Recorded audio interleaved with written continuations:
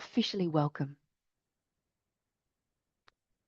Everyone now has their books, and we're here for our month-long immersion in the mechanics of life. We're going to read every single chapter together, and we'll pause and really pull the thread when we come across the key, critical recognitions. And you're here live, but you can review the replay and pause as you go. Reflect deeply. We're not talking about you learning anything, you're accumulating information here. Rather, learning how to see what actually is. What's actually here now that's escaped my attention. Anyone can do this, of course.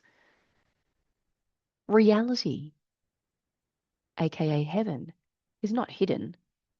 It's hiding in plain sight. We simply need to learn how to see. And that's what we're here to do, so that we can know for ourselves the tangible fulfillment of reality, the tangible experiential wholeness and completeness of what actually is, of true identity. So you can read along with me.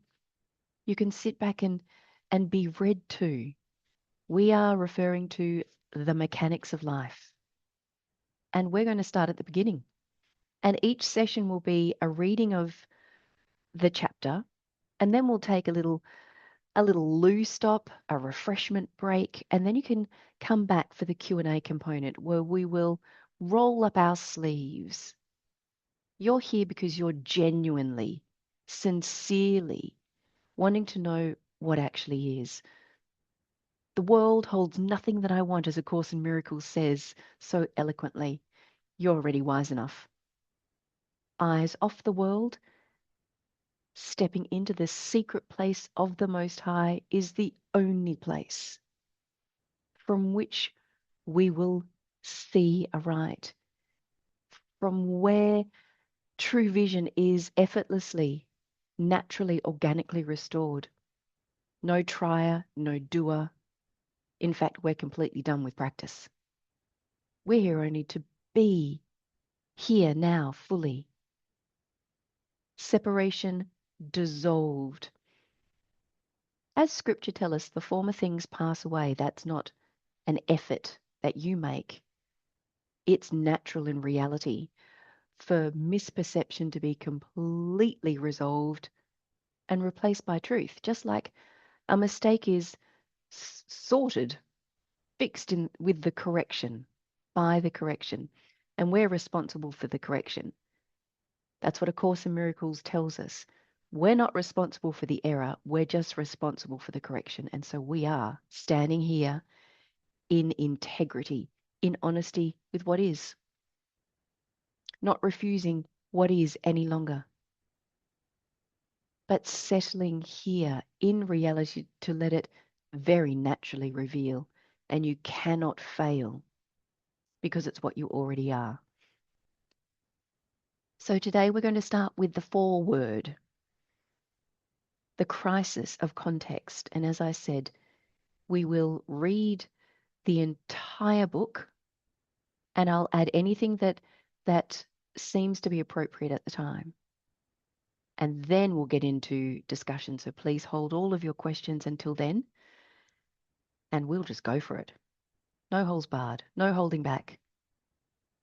The only thing worthy of you is to know what you are.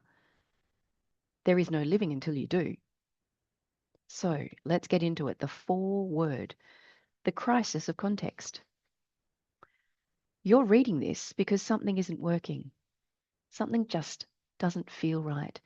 And it's very common for those who are successful, for those who have ticked all the boxes in the world, not even to be able to put their finger on something's just off.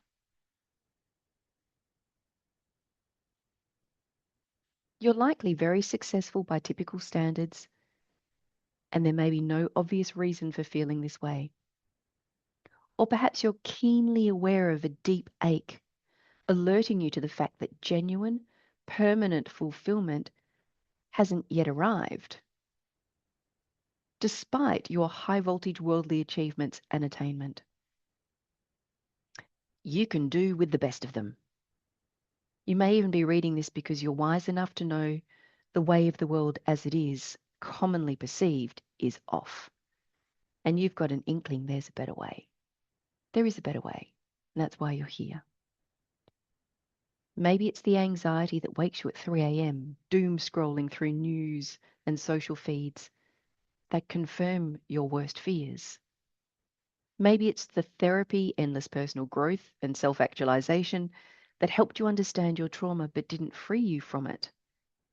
Maybe it's the latest meditation app, the self-help books, the podcasts, the latest charismatic influencer, the consciousness-based teachers who promised transformation but delivered only temporary relief. Maybe you're the teacher and you feel like a fraud. I know that's speaking to so many of you here. You haven't failed. You're not wrong. The misidentification that firmly establishes a reality that's impossible, aka personhood, cannot go where we hope and wish and dare to dream it will. It's not possible. That's why we're here talking about the crisis of context. And this book is about the context correction. Maybe it's simpler. You look around at the world, the war, yep, 2026, and we're still talking about war.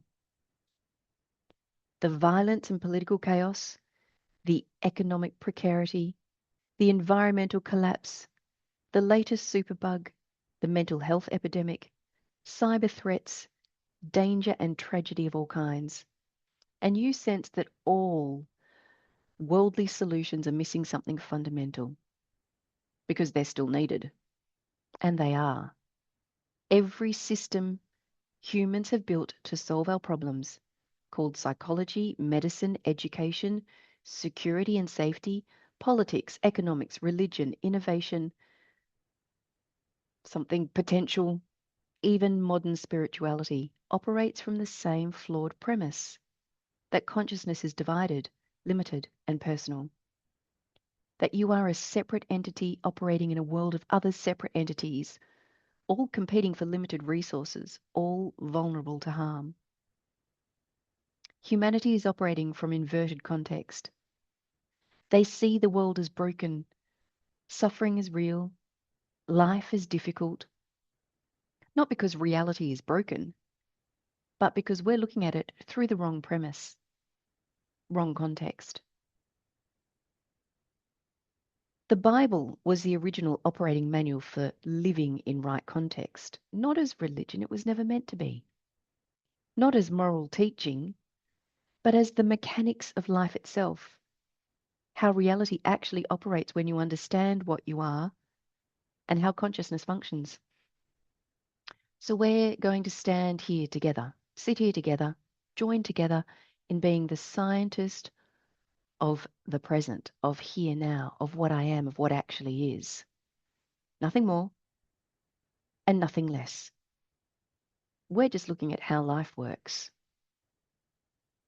We don't want to get involved in the pseudo-spiritual mumbo-jumbo nonsense. In fact, the way of reality, the way of the uncompromising straight and narrow, as it's often referred, is so exquisitely, I often say excruciatingly real. In corporeality, the invisible is reality. So we're talking about what's more real than the illusion of being something that I'm not. This sense of personal reality that seems so compelling, so all-consuming, so high maintenance, if we're really honest, isn't real. There is a tipping point, if you will, and the work of settling in the truth takes us to that tipping point, like a baby bird learning how to fly. Once you can fly, you fly. Once you can see, you see. Once you know how to live, you can live. And that living is in perfect. Did she say perfect? Perfect, permanent peace, harmony, fulfillment, and abundance. Not because we make it happen, but because that's what reality is. It's natural, it's effortless. And when Christ said, "He that believeth on me, the works that I do shall he do also, and greater works than these shall he do," this was not a metaphorical promise. This was mechanical fact. The greater works are not supernatural achievements reserved for saints or mystics or even anyone special at all. We're not buying into religious dogma. We're just interested in what I know beyond information, beyond some theoretical library in my memory banks that I refer to and interpret through. We're going for the facts, and nothing less will do.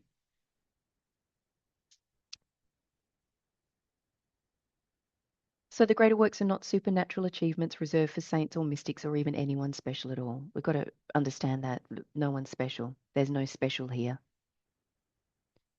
Reality is the kind of equality most fight for, but never imagine actually possible. It already exists. There is no one that is above or below because there is no other. One already is the fact. They are the inevitable result of operating from correct context, the recognizing what you actually are and living in alignment with the mechanics of life, reality. When you stand in the correct context, when you recognize you are not a separate, limited person, but infinite consciousness itself, what seemed impossible from the false premise becomes natural, normal. Healing that appears miraculous was no miracle. There was never anything wrong in the first place. Transformation that seems supernatural.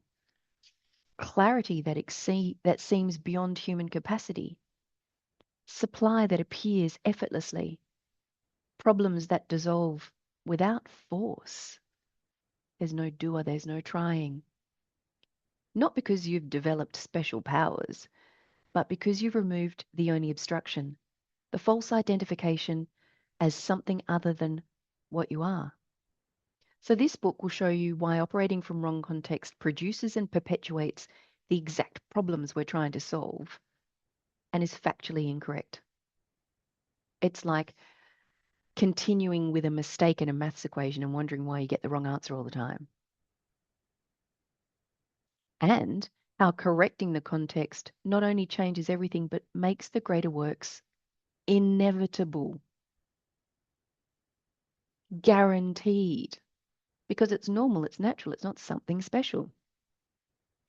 And we're not talking someday, we're not talking after years of practice, and for some of you, those decades that you've invested in a system, in a process, in a teacher. Decide now not to listen to man whose breath is in his nostrils. Certainly don't listen to words coming out of this face. The world doesn't need another theory, it doesn't need more words. It needs those who are awake to what actually is, what they actually already are. And it's not when you're worthy enough. Unfortunately, a great deal of pseudo-spiritual nonsense spends a lot of time working at what's called karma, trying to solve problems, trying to deal with what is mistakenly understood as the primary relationship, the parent, the child. There is no escape from that lesser level. And that lesser level is complete misperception. What are we doing dealing with nothingness, with illusion? We've got to stand in reality to know reality. And that's why we're here. So if it's not someday, It's now, through recognition and alignment with what actually is. So let's be honest, this isn't a self-help book. Let me be clear from the start. This book will not help you optimize your life, manifest your desires, or become a better version of yourself. It won't give you techniques for managing anxiety, resolving real disease, strategies for success of any kind, or practices for consciousness-based growth. Politely, this book does not acknowledge an illusory self in an imaginary scenario. Why? Because all of those approaches assume something that isn't operationally true. That you are a limited, separate personal consciousness that needs improvement. You're not. Not because you're here and special and you're not, but because you're not, because no one is. That false dreamscape is nothing at all, because no person exists. Reality stands alone as reality, unopposed, unchallenged, and unchallengeable. The you that you think you are, the person with a history, a personality, problems to solve and goals to achieve, always lacking and needing something more, is just a construct, a pattern of thought that consciousness, what you actually are, has identified with. Not a metaphor, not an exaggeration, an actual mechanical misidentification of what you are. Like mistaking the operating system for a single application running on it. We've been mistaken. If you're here because you're prepared, you're taking that high level of responsibility that most never will. The arrogance of ego is legendary. So this sounds extreme, and it should. Accurate information about how a system works seems radical when you've been operating from incorrect specifications. Truth isn't convenient or even palatable for most. And this book isn't for most, despite being necessary. Everyone wants to live fully, completely, happily, abundantly. But most never will. I'd like to pause and say kudos. You're stepping out into deeper waters. You're already following the operational mechanics of the Bible, for example, that says stepping out before proof. You're following that calling because that's more important than the evidence of appearances.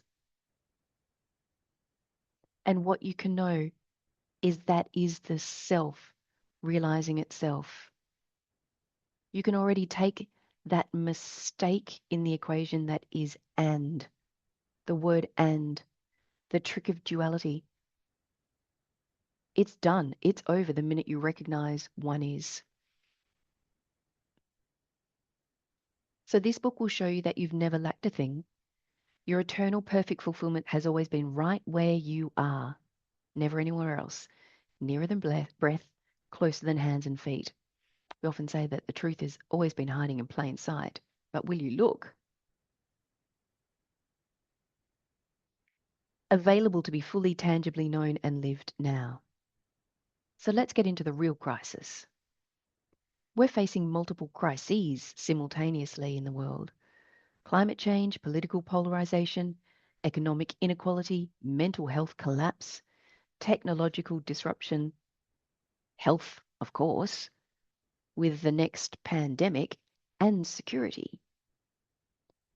We treat these as separate problems requiring separate solutions.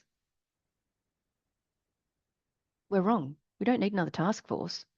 We're wrong. We've never questioned the reality of the problem. The elephant in the room that remains hiding in plain sight. There's only one crisis, wrong context. Every problem you experience, personal or global,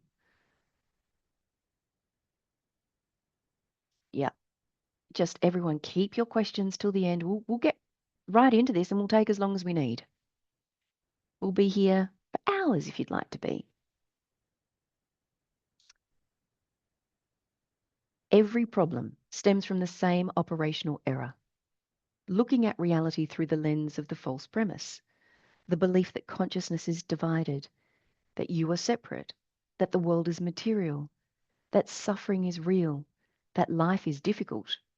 That just seems unquestionably normal. Who would even question that? That's why we're here, of course. Few do.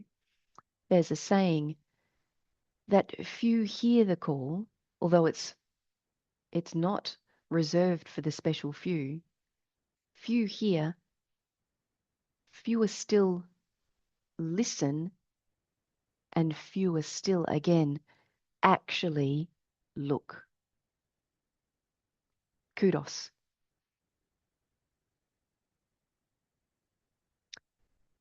So this misperception, the belief that consciousness is divided, is inverted context, that I am separate is the mistake, is the inverted context that causes misperception and cannot lead to true perception, cannot lead to true vision.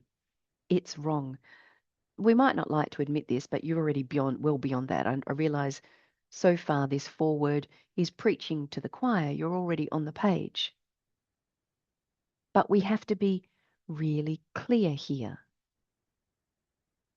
I'm mistaken. Are you prepared to be mistaken in order to know perfect fulfillment? There's just no polite way to tell someone they've dedicated their lives to an illusion. Oh well, move on. Those of you who are here will move on rather than lament and grieve over what never was. And really that's why this is for those who are ready, and those who aren't will bitch and moan and scream and defend an illusion. We're here to stand in honesty and integrity with what actually is. From inverted context, everything appears broken and it can't appear otherwise. This dualistic operating premise is so fundamental to how we function that we don't even see it. It's the default setting we've never questioned. We build entire civilizations on it. We construct our identities around it. We go to war over it. And at this moment in 2026, there's not just one war that's going on. Utter insanity.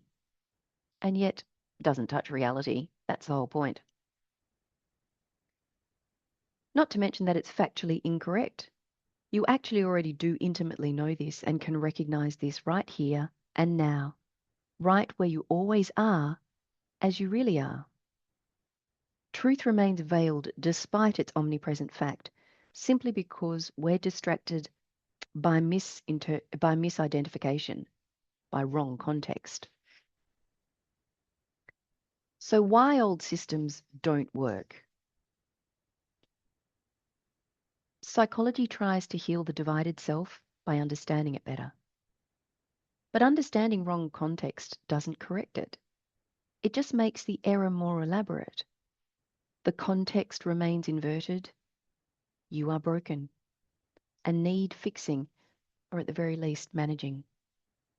Therapy and mental health try to heal trauma and mental illness by working with the mind's patterns and history.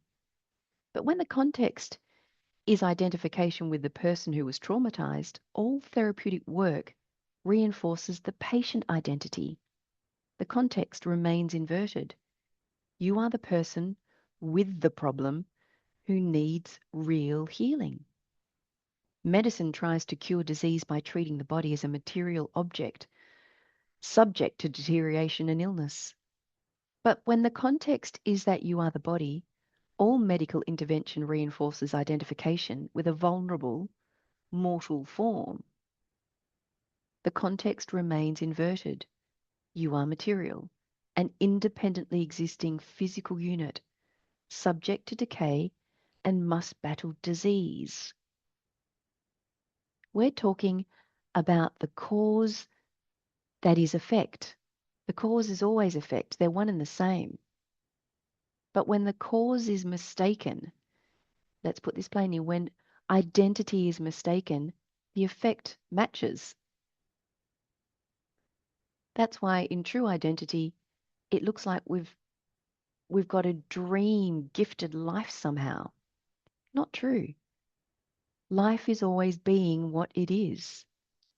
God is always being what it is. Consciousness being whole and complete already is being what it is. Politics tries to fix society by maintaining a side that we have to choose. But when the context is division itself, taking sides only reinforces the false premise. The context remains inverted. We are separate and must fight for our survival.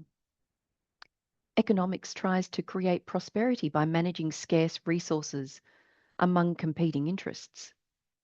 But when the context is fundamental scarcity and separation, all economic systems, whether capitalist or socialist, reinforce lack and competition. The context remains inverted. There isn't enough, and we must compete for limited supply and protect what we have at all cost. That's just the MO of the lives of many people. Relationships try to create connection by negotiating needs between fundamentally separate individuals. But when the context is separation itself, all relationship work reinforces the gap it seeks to bridge. The context remains inverted. We are separate beings who must work to connect. Didn't we hear so much about this through one of the recent pandemics called COVID? That connection was a more difficult issue than the potential health challenge. Religion tries to connect you with an external source by teaching you how to be worthy. But when the context is separation from God, all effort to reach God reinforces the gap. The context remains inverted. You are not God and must become worthy of God. Modern spirituality tries to consciousness baste you into wholeness. But when the context is you are incomplete and need to evolve, all practice reinforces lack. The context remains inverted. You are limited and must expand. And that's why in our daily immersion, we are often speaking of what is, and the common pervasive sense of trying to get there is simply misidentification. It's not real. This is so relevant for genuine aspirants.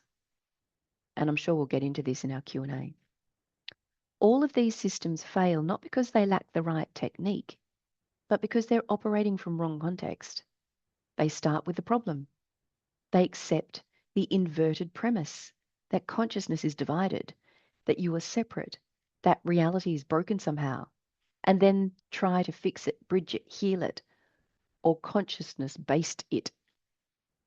But you cannot solve a problem created by wrong context using the same wrong context. This book starts somewhere else entirely, with right context, how consciousness actually operates, what you actually are, and how life actually works. Actually, verifiably, so that you are no longer just hanging on to words with hope and fingers crossed and a wish and a prayer. But verifiably, meaning you can see this. You can see this for yourself. You don't have to rely on someone else's words, and indeed we can't. What someone else knows is never going to satisfy us. It's like saying to someone, can you please eat this delicious chocolate for me? And then hope to have the same satisfaction that you would if you were to put it in your own mouth. It's not possible.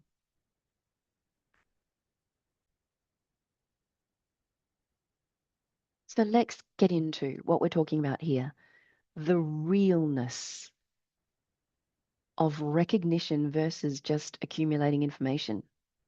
Context is not belief.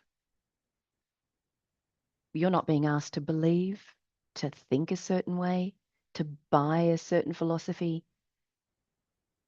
Something far more delicious than that, actually. What can you prove about what's actually here? Because we've just lived our lives skipping along the surface, never actually looking at what is. And right under our nose, heaven has always been the only fact, inviolate and invulnerable. Context is not what you believe. Context is not positive thinking. Context is not a perspective you adopt. Context is the lens through which all experience is filtered. When you're faced with the choiceless choice because you've looked with what you actually are, it's obvious. It's obvious for anyone willing to do the work of being here now. This book is all about that, so we'll get into that. Don't you worry. Change the context. In other words, know thyself. Accept true identity and you will see. And everything changes, not because circumstances shift, but because the meaning of everything shifts. There's a little sentence that we hear repeated back to us so many times from the book I Am Omnipresence. Stop arguing with what actually is. Stop refusing what you are. Instead, look, directly recognize, hear what's indivisible to the point of indivisibility. So change the context and everything changes, not because circumstances shift, but because the meaning of everything shifts. Naturally, you don't make this happen. Wrong context. I am a separate person in a dangerous world, lacking what I need, vulnerable to harm. And from this context, anxiety is rational, to be expected. Scarcity is real. Suffering is inevitable. Death is terrifying, also inevitable. And it's all, what I've just mentioned, factually incorrect. Right context. I am infinite consciousness itself, expressing as this unique individuality. All that exists is consciousness knowing itself as itself. From this context, anxiety dissolves, scarcity is impossible, suffering is recognized as misidentification, death is seen as the illusion it is, because life is death can't be, and it rests on the factual mechanics of life. Same circumstances, different context, completely different experience. We're talking about your experience of life here. You don't need to change anything. That's what the deluded, misidentified do at the level of the world. You're simply invited to stand in reality, and that solves everything. This is not belief, this is mechanics. This is how the system called life actually operates.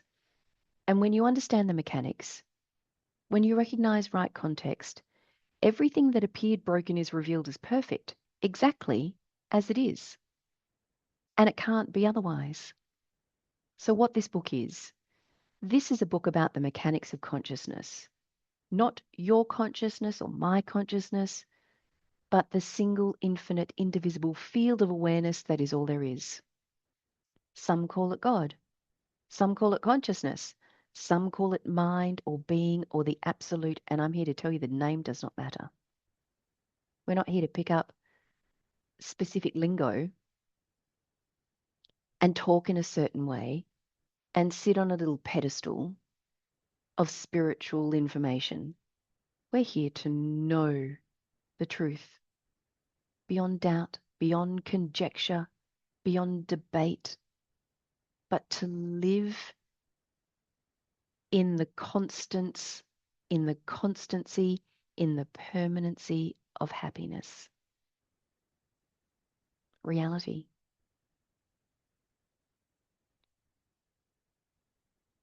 The single, infinite, indivisible field of awareness is all there is, as the only presence. And what matters is understanding how it actually functions. And when we know the mechanics of life, we can see it. It's obvious. But not anyone, anywhere, in any school system, in any family, was ever given the mechanics of life, told how life works. This is no one's fault. So how it actually works? Omnipresence is the answer here. The only power, the only substance, the only intelligence, the only life. One is the law, and that's actually now. Despite the fact that you might not yet clearly recognize that, and most will argue that there is not just one happening, it is the case. And you're here to be one of the few who actually come to know heaven here now. Not the primary presence with other presences existing alongside it. Not the highest power with lesser powers beneath it. Not the ultimate reality with relative realities within it. The only. And you can definitively, tangibly know this. In fact, I'll say that another way. You, as you really are, actually already do know this. So if this is operationally true, and this book will show you why it must be and how you can recognize it without a convenient alternative, then everything you believe about yourself, your life, and your world is based on a fundamental misunderstanding of how the system works. In Eastern teachings, this has been called ignorance. But ignorance isn't a life sentence or a death sentence. It needn't be. Ignorance is simply corrected, isn't it? Replaced by awareness. You are not a limited consciousness having occasional expansive experience or human wins and highs. You are not awareness trapped in a body. You are not a separate unit of consciousness evolving toward wholeness. You are the infinite, eternal, undivided field of consciousness itself, right now, and you've never been anything else, exactly as you are, with nothing to achieve and nowhere to go. Who is this for? This book is not for everyone. It's not for people looking for comfort. Accurate information is often uncomfortable when you've been operating from false premises. This is why we often speak of readiness. You've got to be ready. It's not for people seeking validation. This book will challenge every assumption you hold about how consciousness works, how life works, how anything works. It's not for people who want to add new concepts to their existing framework. This book will show you that the framework itself is built on a false premise if you think you're a person going somewhere, getting something.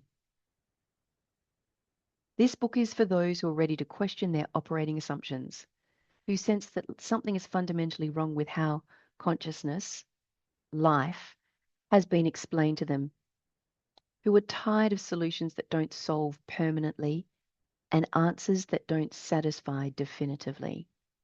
It's for people who want accurate information more than comfort, operational clarity more than consolation, and verifiable facts more than reassurance.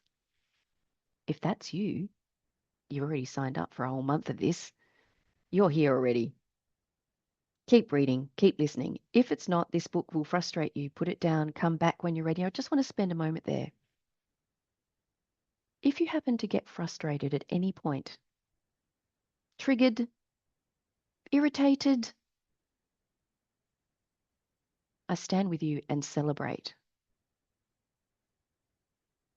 Pause. Don't fight it. Don't resist it. Don't try to make it better or go away. You're onto something profound. And that's why we're here. So many of you are here already because you're in as part of our daily immersion. So you're no stranger to how direct and frank we can be. Same rules apply here. Don't hold back. Don't hold back, even if it seems politically incorrect. You second guess your reactions. You try and filter the language that you use. You try and speak spiritually, which you know we just absolutely do not tolerate here. Be real. And if that means you're pissed off, fantastic. You didn't have to work to see the illusion in action, but will you stand in the truth instead? We'll get into this more in our Q&As, we inevitably do. So how to read this book? This book is structured as a systematic correction of the false premise and a direct presentation of how consciousness actually operates. Each chapter addresses a fundamental aspect of living, with each building on the next, but they also stand alone. Each one is a complete statement of operational fact from a particular angle that you are invited to verify for yourself. There's no test at the end of this. We don't care what information you've retained. We're here so that you know thyself. Know thyself. 3 little words. What we're here to do is to ensure that you start the journey standing in the truth of what it is that I am. That's the one way and the only way, and no one comes to the Father, consciousness, heaven, by any other way. You'll notice that there is repetition, and this isn't accidental. These aren't insights to understand intellectually. They're recognitions of how the system actually works. Repetition from different angles helps break through the layers of false programming that have accumulated, reinforcing the single false premise, the crisis of context that is misidentification. So we will read slowly, and you're instructed to, when you read through this book and revisit it, don't rush to finish. Actually, don't. The point is not, you don't have to finish. Let each chapter work on you, dissolving the matrix of misidentification in the light of the mechanics of life. Notice what resists, what argues, what wants to dismiss or explain away what's being said. The push-pull, the avoid, the opinion, the preference. That resistance is the false operating premise defending itself. This is why and how few there be that genuinely come to live in the grace and glory of one. You can. You're here. We stand with you. That's why we're here. Just hanging out in integrity and in honesty with what actually is, for anyone who wants to see what actually is. But it doesn't have a leg to stand on, misidentification, and so dissolves entirely. I'm not stuck.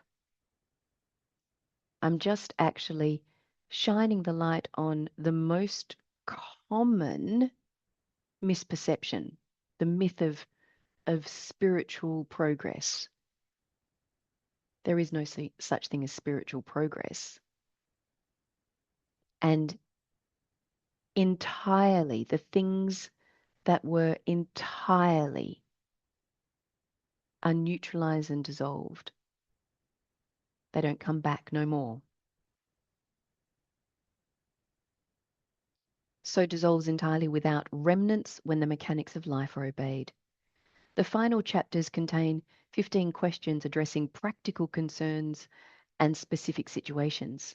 These show how the principles in the earlier chapters apply to everyday living.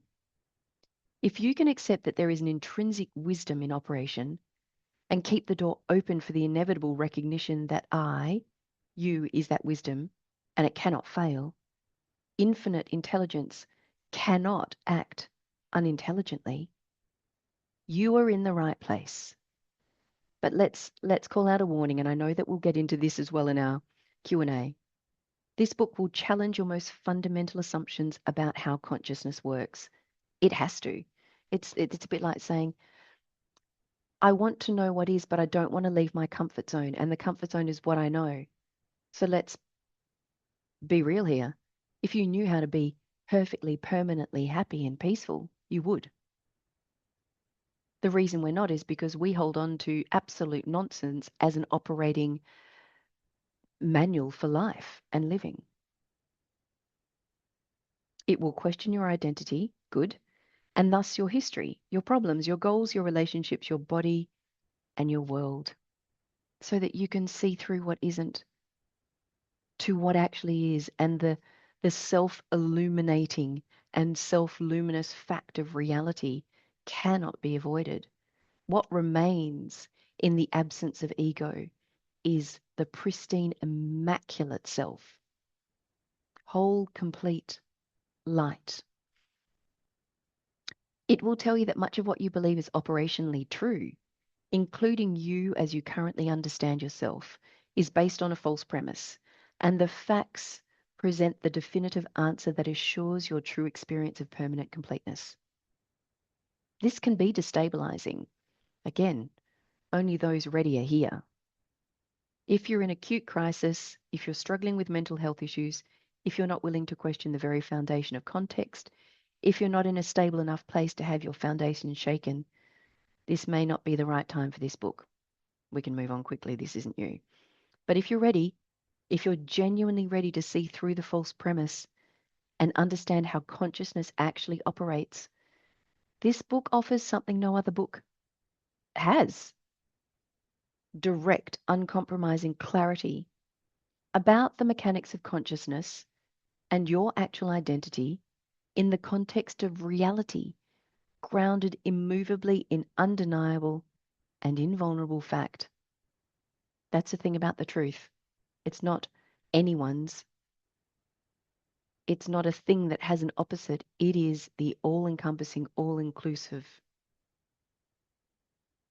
Not philosophy, not theory, not belief, but verifiable fact, which we are invited to continue to verify. We are invited to continue to stand in the truth until what Jesus Christ said, until two becomes one, and you will know when you know yourself experientially as one. Then you're living. So that was the foreword. Did it whet your appetite for coming chapters and our coming Q&A? So why don't we just take a little break? Let's come back at 55 past. 5 minutes we'll take, and then we will get into our Q&A. So see you in a few minutes.